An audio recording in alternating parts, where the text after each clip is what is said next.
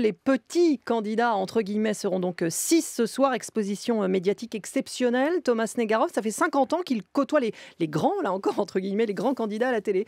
Ouais, c'est le grand jour des petits candidats, c'est amusant. Alors dès la première élection, au suffrage universel direct, l'accès aux médias et notamment à la télévision est au centre de l'attention. Céline Aslo est à côté de moi.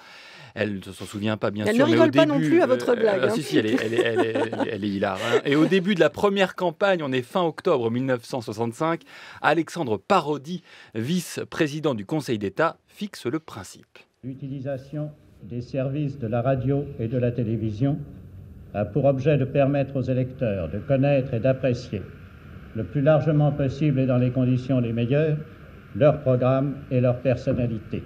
Voilà, on s'amusait bien en 1965. Alors cette première campagne va permettre à François Mitterrand d'utiliser la télévision pour mettre en ballottage le général de Gaulle. Mais, et c'est l'objet de cette chronique, va aussi permettre à un petit candidat de se faire connaître du grand public. Son nom ne vous dira peut-être rien, Marcel Barbu. Et il y a des similitudes entre ce premier petit candidat et les petits candidats actuels. Écoutez comment il se définit à 2 semaines du premier tour à la télévision, avec au passage une petite pirouette rhétorique plutôt bien pensée. Dans un ou deux journaux, il a été fait état de mon air de chien battu. Mais je suis effectivement un chien battu et battu depuis 58 ans. Et il y a des chiens battus en France en quantité astronomique, c'est même sur eux que je compte, pour peser de tout mon poids au cours de l'élection présidentielle. Et je dois avouer qu'en quelques jours, il s'avère que ce poids risque d'être extraordinaire. Les humbles, les petits, n'ont aucun moyen de s'exprimer.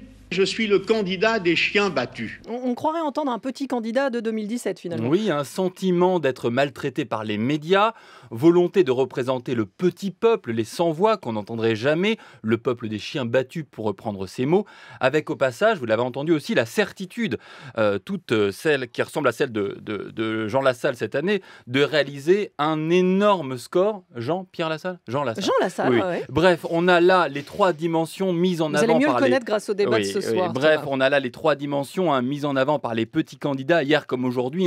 Journalistes qui se moquent d'eux, volonté de représenter le peuple et certitude de réaliser un énorme score. Alors selon Alain Peyrefitte, le général de Gaulle avait dit au sujet de Marcel Barbu, en réalité, il n'y en a qu'un qui soit sympathique, c'est Barbu. C'est un brave couillon.